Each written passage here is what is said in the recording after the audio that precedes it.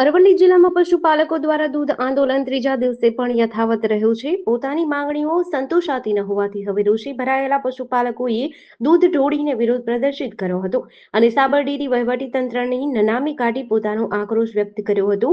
આ આંદોલનના ભાગરૂપે જિલ્લાની તમામ દૂધ મંડળીઓમાં દૂધ ભરાવવાનું બંધ કરી દેવામાં આવ્યું છે, જેના કારણે ડેરીના દૂધ સંગ્રહ અને વિતરણ પર પણ અસર પડી રહી છે.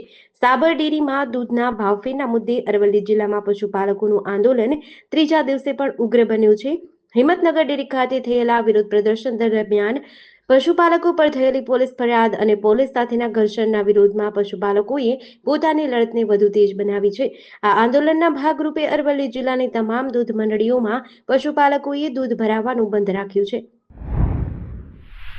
નાટોના મહાસચિવ માર્ક રૂટે બુધવારે કહ્યું હતું કે ભારત, ચીન અને બ્રાઝિલે યુક્રેન શાંતિ પર વાટાઘાટો માટે પુતિન પર દબાણ કરવું જોઈએ. રૂટે કહ્યું કે ચીનના રાષ્ટ્રપતિ હોય કે ભારતના વડાપ્રધાન કે બ્રાઝિલના રાષ્ટ્રપતિ, તમારે સમજવું પડશે કે રશિયા સાથે વેપાર ચાલુ રાખવાથી ભારે નુકસાન થઈ શકે છે. હું આ ત્રણેય દેશના નેતાઓને અપીલ કરું છું કે તેઓ પુતિન સાથે ફોન પર વાત કરે અને તેમની શાંતિ વાટાઘાટો માટે કહે. રૂટે ત્રણેય દેશો પર સેકન્ડરી પ્રતિબંધો લાદવાની ધમકી આપી છે. તેમણે કહ્યું કે જો આ દેશો રશિયા પાસેથી ઓઇલ અને ગેસ ખરીદવાનું ચાલુ રાખશે તો આ દેશો પર 100% સેકન્ડરી પ્રતિબંધો લાદવામાં આવશે.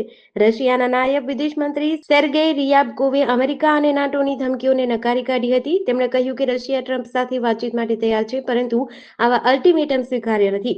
રશિયા કહે છે કે આર્થિક દબાણ છતાં તે તેની નીતિઓ બદલશે નહીં અને વૈકલ્પિક બિઝનેસ રૂટ શોધશે.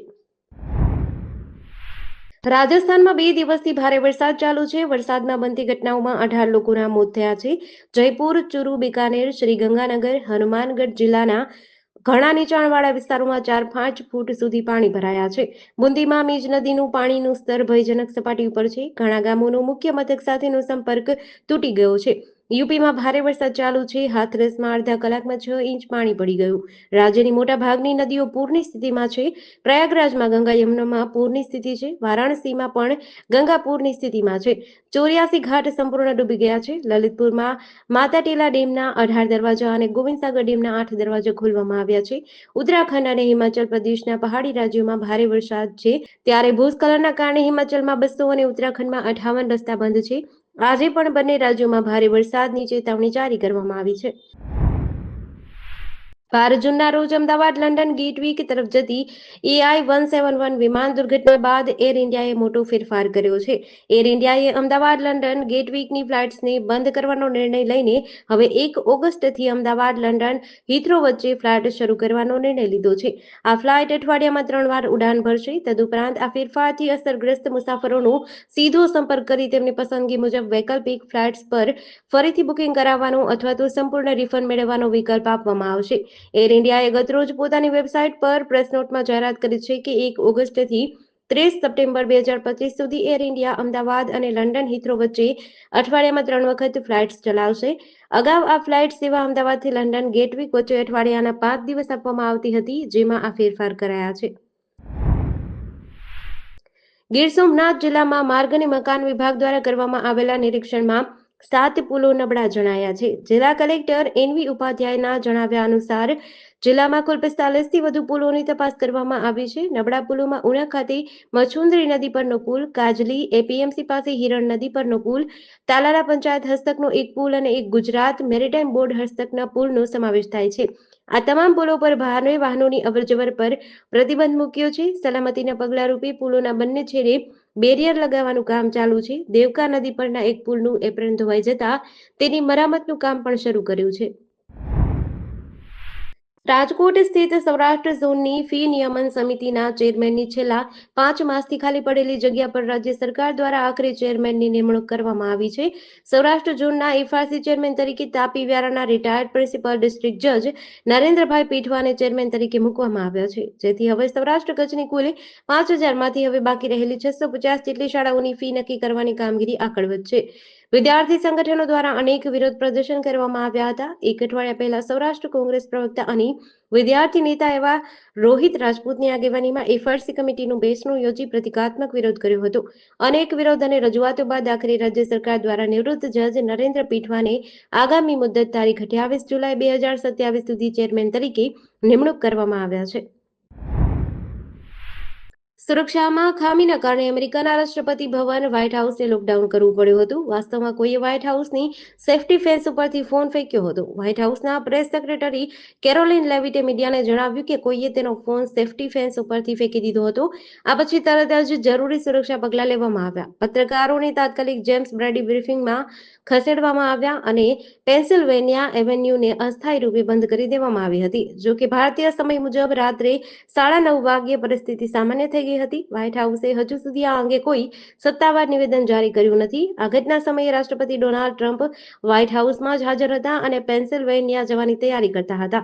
જો કે આ ઘટનાથી તેમના કાર્યક્રમ પર કોઈ અસર પડી ન હતી અને તેઓ સમયપત્રક મુજબ પેન્સિલ્વેનિયા જવા રવાના થયા હતા. રાજકોટમાં હનુમાન મઢી ચોક નજીક ડમ્પર ચાલકે કોલેજ જવા નીકળેલી વિદ્યાર્થીનીને અડફેટે લેતા મોત નીપજ્યું છે. જુહી નડિયાપરા નામની કોલેજિયન યુવતીનું મોત થતાં સિવિલ હોસ્પિટલમાં પરિવારજનોનો આક્રંદ. હનુમાન મઢી ચોક નજીક ઉપર ડમ્પર ચાલકે વિદ્યાર્થીનીને અડફેટે લેતા મોત નીપજ્યું છે. બહેનપણી સાથે કોલેજ જવા નીકળેલી યુવતીને ડમ્પરે અડફેટે લીધી હતી. જુહી નડિયાપરા નામની કોલેજિયન યુવતીનું મોત થતાં સિવિલ હોસ્પિટલમાં પરિવારજનો આક્રંદ કરતા જોવા મળ્યા હતા. પિતા હનુમાન મઢી ચોકમાં દીકરીને મૂકીને આવ્યા જતા ત્યાં તેમણે અકસ્માતના સમાચાર મળ્યા છે. અકસ્માત બાદ ડમ્પર ચાલક ફરાર થઈ ગયો છે. હાલ તો સમગ્ર મામલે ગાંધીગ્રામ પોલીસે વધુ તપાસ હાથ ધરી છે. વાપી જીઆઈડીસી પોલીસે 5 વર્ષ જૂના પ્લાસ્ટિક દાણા ચોરીના કેસમાં ફરાર આરોપીની યુપીથી ધરપકડ કરી છે. આરોપી શ્યામવીરસિંહ સુરતસિંઘે વર્ષ 2021માં મુંબઈના એક ટ્રાન્સપોર્ટરને છેતર્યો હતો. આરોપીએ ટ્રાન્સપોર્ટરને મોટા વાહનો હોવાનું જણાવી વિશ્વાસમાં લીધો હતો. ટ્રાન્સપોર્ટરે સતારાની વાય કંપનીમાંથી ભિવંડી પડગા સ્થિત HR પોલિમર્સ કંપનીમાં માલ પહોંચાડવાનો ઓર્ડર આપ્યો હતો. રૂપિયા 7,500ના ભાડા પર ગાડી પ્લાસ્ટિકના દાણા ભરવામાં આવ્યા હતા. ત્યારે આરોપીએ માલ કંપનીમાં પહોંચાડવાને બદલે વાપી જીઆઈડીસીના 40 શેડમાં આવેલા ચૌધરી કાંટા પર મંગાવ્યો હતો. ત્યાંથી માલને બીજી ગાડીમાં ટ્રાન્સફર કરી વેચી દીધો હતો. જીઆઈડીસી પીઆઈ એમપી પટેલ અને તેમની ટીમે આરોપીને પકડ્યા બાદ કોર્ટમાં રજૂ કર્યો હતો. ખેડૂત અને ખેડૂતોના હિત માટે સરકાર દ્વારા અપાતી સહાયનો ઉપયોગ કોઈ ખોટી રીતે ન થાય તે માટે સરકારે અનેક નિયમો ઘડ્યા છે. છતાં જૂનાગઢ જિલ્લાના ભેસાણ તાલુકામાં મફત મળતું મગફળી બિયારણ વેચી નાખવાનું કૌભાંડ સામે આવ્યું છે. જૂનાગઢના પરબ રોડ પર આવેલી ખોડિયાર એન્ટરપ્રાઇઝ નામની ખાનગી પેઢીમાં 30થી વધુ ગણી મફત મગફળી બિયારણનો જથ્થો ઝડપાયો છે. આ બિયારણ રાષ્ટ્રીય બીજ નિગમ લિમિટેડની થેલીમાંથી કાઢી અન્ય થેલીઓમાં ભરી બારોબાર વેચવા માટે ગોંડલ માર્કેટિંગ યાર્ડ ખાતે મોકલવામાં આવતું હતું. જ્યાં પહોંચતા સરકારી યોજનામાં મોકલાયેલા મગફળીના બિયારણની ખાલી થેલીઓ પણ આ ગોડાઉનમાં જોવા મળી હતી. ખેડૂત આગેવાનો અને ગ્રામજનોની માંગ છે કે આ કૌભાંડમાં સામેલ તમામ જવાબદાર શત્રુભુજ FPO, તેના ડિરેક્ટરો અને ખાનગી પેઢી સામે ફોજદારી ગુનો નોંધી કડક કાર્યવાહી કરવામાં આવે.